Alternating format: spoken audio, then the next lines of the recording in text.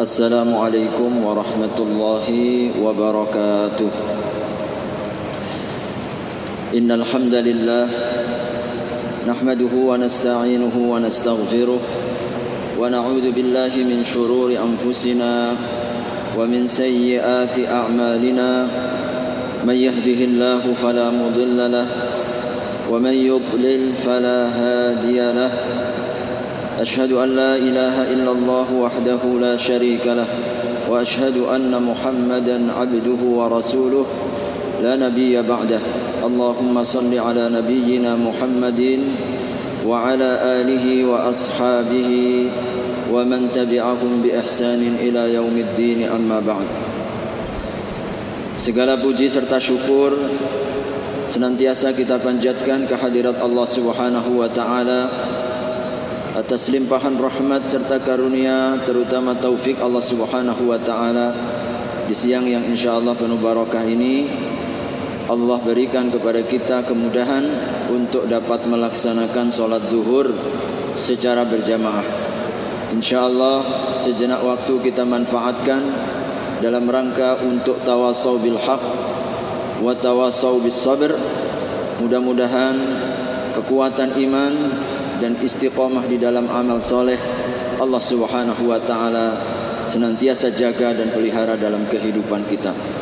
Salam dan salawat tidak lupa mari kita sampaikan kepada Nabi Allah Muhammad sallallahu alaihi wasallam, keluarga, para sahabat serta seluruh umatnya hingga akhir zaman.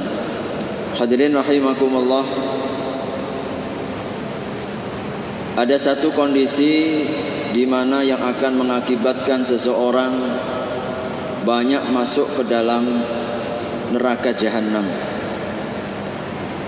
Sebuah isyarat yang Allah berikan kepada kita di dalam surat Al-A'raf ayat yang ke-179. Wa laqad dzara'na li jahannama katsiran minal jinni wal ins lahum qulubun la yafqahuna biha ولهم آذان لا يسمعون بها ولهم أعين لا يبصرون بها أولئك كالأنعام بل هم أضل أولئك هم الغافلون. Banyak manusia masuk ke dalam neraka jahanam. Karakter dan sifat mereka punya hati tapi tidak digunakan untuk berpikir, punya mata tapi tidak digunakan untuk melihat, memiliki telinga tetapi tidak dia gunakan untuk mendengar. Maka Allah perumpamaan mereka, kehidupan mereka tidak lebih seperti binatang ternak. Dan penutup ayat itu Allah tegaskan mereka termasuk orang yang lalai, orang yang lupa. Jadi ini sumbernya. Sumber utama yang menjadikan mereka disebut oleh Allah sampai seperti binatang ternak adalah karena sifat lalainya, sifat alpanya. Maka ada 4 yang ingin saya sampaikan pada kesempatan yang singkat ini, agar kita jangan sampai lupa dengan 4 perkara ini. Yang pertama hadirin adalah kita lupa dengan penciptaan kita. Orang yang lupa dengan penciptaannya, maka cenderung dia akan sombong. Dia dapat mengalami penyakit angkuh, sombong, bahkan menantang Tuhan, mengaku bahkan sebagai Tuhannya. Karena apa? Karena dia lupa dirinya. Oleh karena itu hadirin rahimakumullah, dalam banyak ayat kita diingatkan oleh Allah Subhanahu wa taala bahwasanya qutilal insanu ma akfarah. Hancur celaka manusia itu, betapa ingkarnya, betapa kufurnya, betapa sombongnya. Semua ungkapan ini masuk ma akfarah. Betapa ingkarnya dan kufurnya manusia itu. Maka seterusnya Allah ingatkan, min ayyi syai'in khalaqah. Cobalah kalau manusia itu mau merenung-renung, mau berpikir, mau kembali, wa fi anfusikum afala tubsirun, dan tidaklah engkau saksikan apa yang ada di dalam diri kalian, maka ternyata akan melembutkan hati, akan meluluhkan jiwa. Min ayyi syai'in khalaqah, dari manakah engkau itu berasal? Min nutfatin khalaqahu faqaddarah, thumma as-sabila yassarah, thumma amatahu faqbarah. Tidak lebih dia dari nutfatin khalaqahu faqaddarahu, dari air sperma yang menjijikkan, lalu kemudian Allah sempurnakan kejadian demi kejadian, tahapan demi tahapan, hingga kemudian menjadi manusia yang sempurna. Maka salah satu hal yang tidak boleh kita lupakan adalah kita melupakan penciptaan diri kita sendiri. Allah Subhanahu wa taala telah menjadikan kita hamba yang paling sempurna. Maka hadirin rahimakumullah, melupakan dirinya, melupakan dari mana asalnya, bagaimana Allah menciptakan kita, ternyata adalah sarana kita untuk mendapatkan dan dekat dengan Allah Subhanahu wa taala, agar kita kemudian mengakui dan taat kepada Allah Subhanahu wa taala. Dalam surat Abasa di situ disampaikan, Allah ingatkan kita tentang penciptaan kita. Allah ingatkan kita tentang ketergantungan kita dengan nikmat-nikmatnya, bahwasanya kita ini tidak lebih bergantung kepada Allah Subhanahu wa taala. Bahwasanya falyanzur ila ta'ami, setelah Allah perintahkan, tengok bagaimana kejadian kita, coba lihat bagaimana kehidupan kita. Ternyata kita bergantung dengan makanan. Falyanzuril insanu ila ta'ami anna sababna al-ma'a sabba thumma shaqqaqna al-ardha shaqqa fa anbatna fiha habba wa 'inaba wa qadba wa zaituna wa nakhla wa hada'iqa ghulba wa fakihatan wa abba. Seluruhnya Allah rincikan bahwasanya kita bergantung dengan air hujan, kita bergantung dengan makanan-makanan yang Allah siapkan, bumi yang direkahkan oleh Allah, lalu kemudian menumbuhkan tumbuh-tumbuhan dengan berbagai macam tumbuhan yang ada. Subhanallah. Hadirin, Allah Subhanahu wa taala melalui musibah pandemi yang saat ini hingga detik ini masih kita rasakan, sesungguhnya salah satu kalau kita mau merenungkan, Allah hendak mengajak, menarik perhatian kita.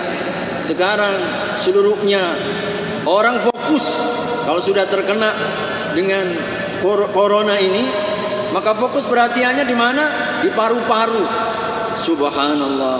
Ternyata saat ini yang mungkin lama, setiap harinya, setiap waktunya kita merasakan dan kita menjalani, kadang kita alpa dan lupa bahwasanya ini sebuah nikmat yang luar biasa, paru-paru yang luar biasa.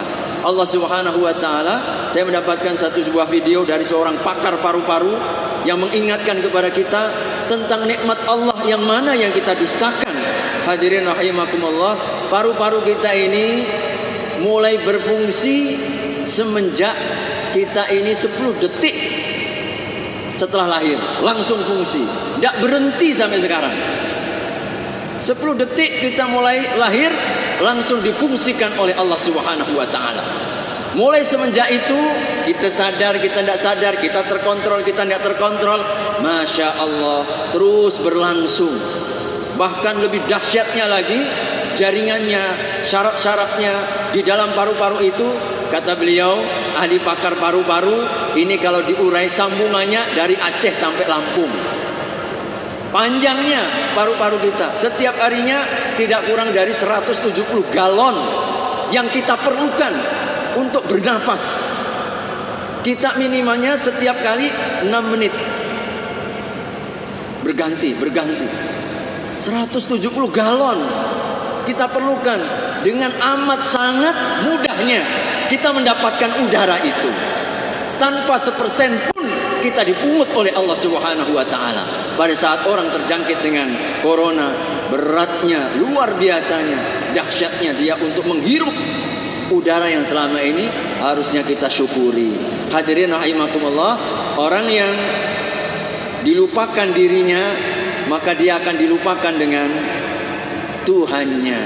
Maka mengapa kita memang harus sering-sering banyak mengingat diri. Kita berusaha dalam kesendirian kita, di waktu petang, di waktu pagi. Ini adalah waktu-waktu kita mengingat diri.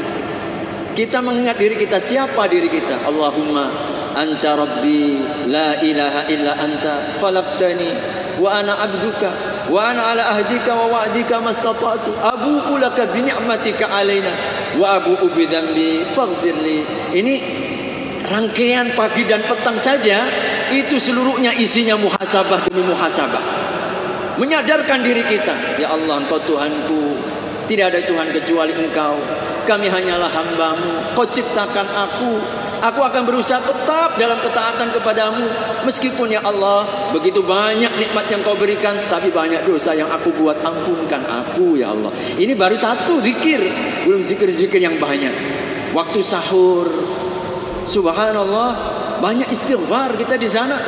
Intinya adalah membawa diri kita berbicara, berdialog, kita berkomunikasi dengan diri kita agar kita tidak lupa Allah. Awal lupa kepada Allah itu sumbernya dari lupa dirinya. Makanya di dalam surat Al-Hasyr Allah ingatkan, wala takunu kalladzina nasullaha fa ansahum anfusahum. Kau jangan lupa dengan Allah. Kenapa orang itu lupa dengan Allah? Ternyata kuncinya, sebabnya fa'ansahum anfusahum, lupa dirinya. Dari mana asalnya? Dari apa dia diciptakan? Bagaimana dia menjalani hidup ini? Subhanallah. Hadirin, melembutkan hati, menambah syukur, semakin menjaga istiqomah dan taat kepada Allah ketika kemudian kita menyadari diri kita. Maka jangan sampai kita terserang penyakit lupa diri. Yang kedua adalah lupa dosa. Hadirin, lalai dosa. Jarang kita istighfari, jarang kita mohon taubat kepadanya. Tiap hari dosa kita tumpuk, tiap hari dosa kita lakukan. Rasul yang sudah dijamin, Masya Allah, dijamin yang lalu, yang akan datang, dijamin dengan surga. Abdullah ibnu Umar meriwayatkan, aku pernah mendapati Nabi dalam satu kali sujud, aku hitung Nabi satu kali duduk itu membaca Astaghfirullah wa atubu ilaik 100 kali. 100 kali beliau membaca Astaghfirullah wa atubu ilaik. Dalam riwayat yang lain kemudian beliau membuka, kenapa begitu banyaknya beliau membaca, padahal beliau diampunkan dosa yang lalu dan yang akan datang. Beliau mengatakan dalam riwayat yang lain, aku kadang masih merasa ada kelalaian hati. Hati lalai tidak berzikir, hati lalai tidak ingat kepada Allah, sudah dianggap oleh Nabi sebagai sebuah dosa. Bagaimana keadaan kita? Bukan saja kita lalai, dosa kita buat, kesalahan kita lakukan, istighfar jarang-jarang kita baca.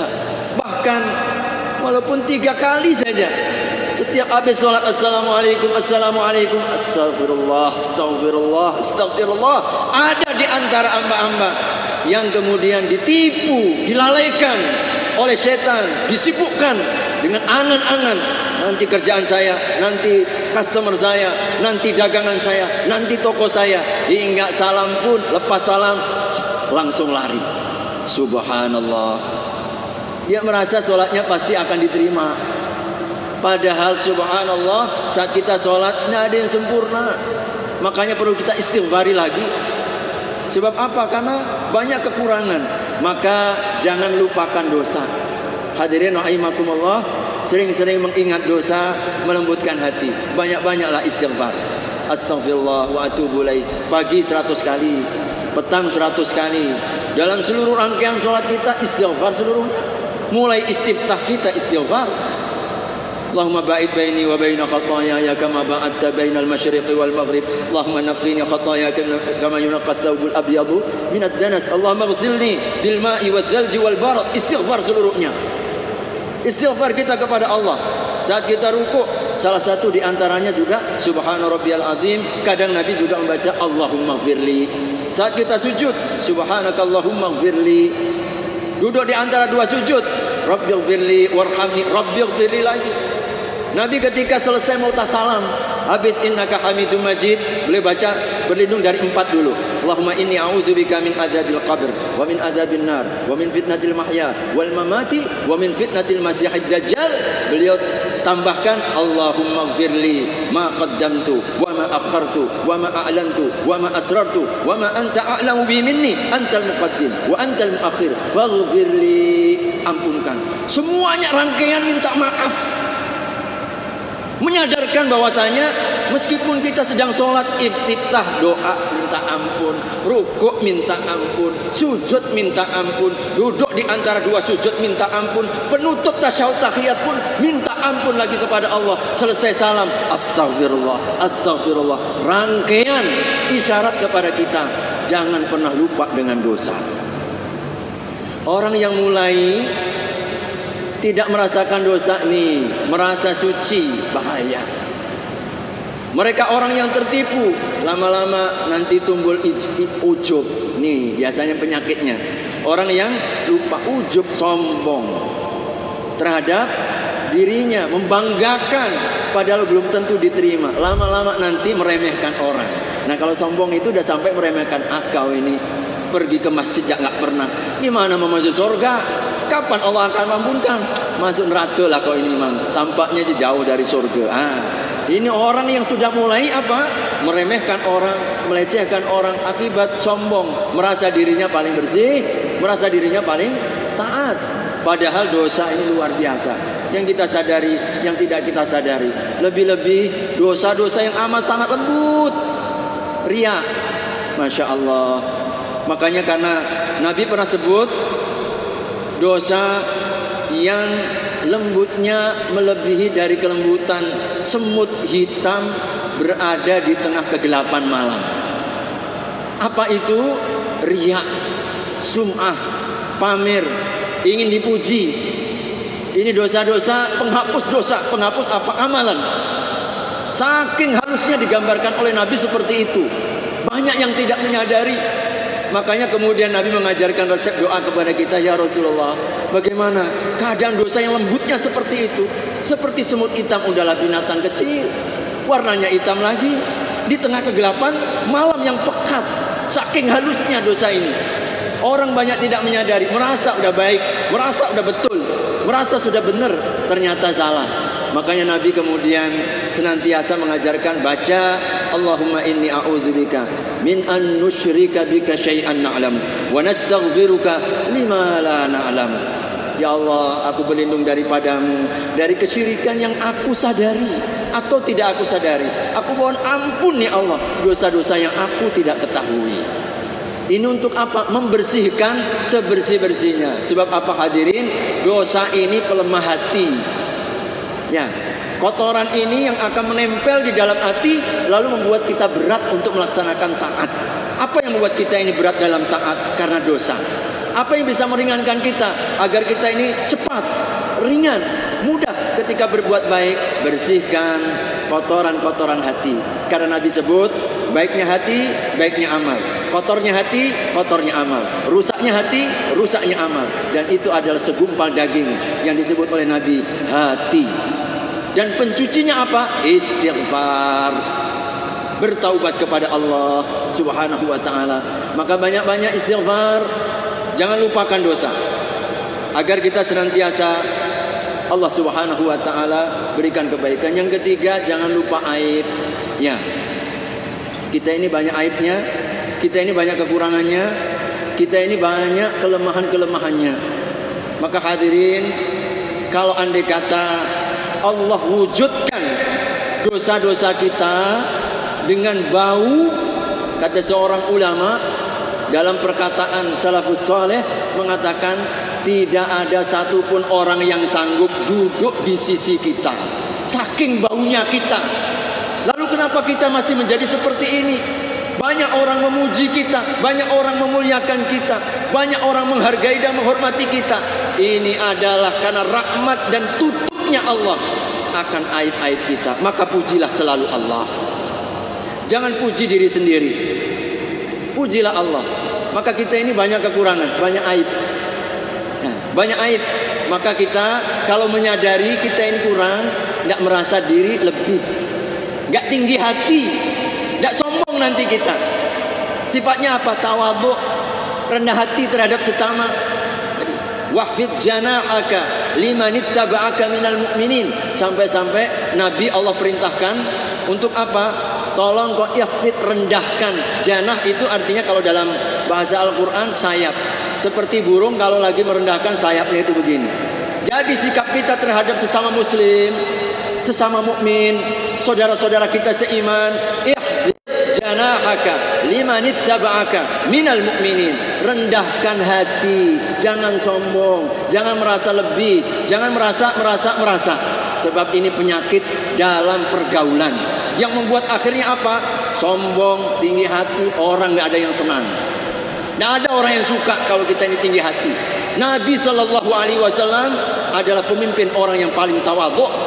Meskipun Nabi adalah seorang Nabi utusan, tapi ketika Nabi salah, Nabi mengakui. Nabi duduknya biasa, tidak ingin kemudian dilebihkan. Nabi tidak mau kalau beliau datang, para sahabat kemudian berdiri. Nah, Nabi ketika minum seperti biasa, membentuk halaqah. Pernah suatu ketika giliran minum, biasanya kalau sunnahnya itu dimulai dari kanan. Nabi berada di sisi kiri. Akhirnya apa? Diperintahkan. Sahabat saking nggak nyaman, Nabi dululah. Tapi aturannya nggak begitu. Sunnahnya itu ke kanan dulu. Akhirnya Nabi hanya mendapatkan sisa dari minuman seluruh sahabatnya. Tawadhu'nya Nabi Sallallahu Alaihi Wasallam. Nabi Sallallahu Alaihi Wasallam pernah ditegur oleh Allah gara-gara seorang Abdullah ibnu Ummi Maktum. Ini karena Nabi tidak pernah merasa tinggi, karena selalu aib kita. Makanya kalau kita pagi dan petang, kita senantiasa memuji Allah. Asbahna wa asbah dalam Allahumma ma asbaha bi min ni'matin au bi ahadin min khalqika faminka wahdaka fa atimma alayya ni'mataka wa sitraka fid dunya wal akhirah. Ya Allah, tidak ada satupun anugerah, tidak ada satupun nikmat yang kau rasakan, sesungguhnya sumbernya hanya daripadamu semata ya Allah. Sempurnakan nikmatku dan tutuplah aibku. Subhanallah. Ini tiap pagi ada bacaannya. Pagi nanti kita baca, tadi pagi, sore di petang lagi, diunjamkan lagi. Fa'atimma alayya ni'mataka wa sitraka. Ya Allah, sempurnakan. Mereka menghormatiku, mereka memuliakanku, mereka masih menyanjungku. Karena sesungguhnya bukan karena baiknya, sempurnanya kita, tetapi anugerah Allah yang menutup aib-aib kita. Maka hadirin, pujilah Allah. Sebab kalau Allah tutup aib kita di dunia, insya Allah ada harapan ditutup aib kita di akhirat. Maka orang yang tidak mau ditutup aibnya di dunia, bahkan menceritakan, dia sombong, semalam aku sudah mabuk, semalam aku berzina, ini itu dosa dia bangga-banggakan. Nabi katakan, seluruh umatku insya Allah selamat, diampunkan, ditutup nanti aib-aibnya, kecuali orang yang memperlihatkan dan mempertontonkan dosa. Dia berbuat dosa mestinya malu. Dia ketika berbuat dosa mestinya dia kemudian malu, sadar diri, minta ampun kepada Allah. Ini malah bangga. Ada orang yang kemudian begitu bangganya menceritakan di media sosial apa yang dia lakukan, perbuatan dosa itu. Ini ciri orang yang dosa tidak akan diampunkan. Hati-hati. Mestinya takut, mestinya malu. Tetapi orang yang kurang punya iman, lemah iman. Yang terakhir, yang keempat, jangan lupa mati. Hadirin, jangan lupa mati. Virus corona ini salah satu pelajaran utamanya, setiap hari, setiap waktu. Bukan lagi jumlahnya puluhan, bukan lagi ratusan. Setiap harinya Allah wafatkan melalui virus corona ini ribuan orang di dunia ini. Karena virus ini mengingatkan kepada kita, tidak ada lagi apapun pangkat jabatannya, nggak mengenal pangkat, nggak mengenal harta kekayaan, nggak mengenal umur. Ketika Allah telah tetapkan kematiannya, datang semua. Ada yang masih mungkin belasan tahun, puluhan tahun, masya Allah, masih muda, masih sehat, masih segar. Allah Subhanahu wa Ta'ala wafatkan. Maka hadirin rahimakumullah, mari perbanyak kita mengingat mati. Aktsiru min dzikri hadhimil ladzat. Banyak-banyaklah kalian untuk mengingat yang akan memutuskan kenikmatan. Sebab apa? Sebab ia akan melembutkan hati dan lebih mengingatkan akhirat. Kalau kita ingat akhirat, insya Allah kita dekat dengan taat. Gampang kita untuk diajak berbuat baik. Sebab apa? Sadar betul. Ketika orang meninggal, tidak ada yang dibawa. Apa pangkat? Tinggalkan. Keluarga yang dia cintai, tinggalkan. Harta yang ia kumpul-kumpulkan, tidak ada yang bersamai kecuali satu, amal kebaikan. Maka orang yang selalu mengingat mati, insya Allah dia akan menjadi orang-orang hamba yang terbaik. Bahkan disebut oleh Nabi, orang yang paling cerdas. Al-Kayyis man dana nafsahu wa amila lima ba'dal maut. Orang yang cerdas itu orang yang selalu beramal setelah hari kematiannya. Yang dia pikirkan, apa yang aku bawa? Apa yang bisa kita persembahkan? Untuk apa kita hidup ini? Hidup untuk mati. Lalu apa yang kita lakukan untuk kematian itu yang pasti? Oleh karena itu jangan lupakan kematian. Ketika kita melihat orang takziah, ketika kita melihat berita, sering-sering kita kemudian tafakur bagaimana keadaan kita nanti ketika ajal menjemput kita. Adakah kita termasuk di antara orang yang mengatakan segerakan, segerakan, segerakan? Sebab apa? Allah perlihatkan balasan yang sempurna. Ini bagi orang yang beriman. Jenazah ketika digotong, seluruh makhluknya mendengar kecuali dua saja yang tidak mendengar, jin dan manusianya. Seluruh makhluknya mendengar. Apa perkataan jenazah itu? Segerakan, segerakan, segerakan. Jangan kau perlambat, karena Allah perlihatkan balasannya. Tetapi bagi orang yang durhaka, ahli maksiat, orang kafir, mereka akan berteriak. Seluruhnya mendengar kecuali manusia dan jin. Teriakannya, ya wailah, celaka, hancur, binasa. Mau bawa kemana aku ini? Takut sekali. Karena diperlihatkan oleh Allah apa yang Allah Subhanahu wa taala siapkan.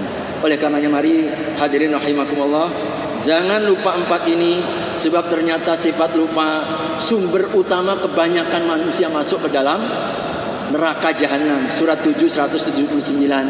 Jangan lupakan diri kita, jangan lupakan dosa-dosa kita, jangan lupa aib diri yang begitu banyak, dan jangan lupakan mati, sebab ini yang akan mengeraskan hati kita. Barakallahu fikum. Mudah-mudahan dan nilai manfaatnya. Wassallallahu ala nabiyyina Muhammadin. Kita tutup dengan kafaratul majlis.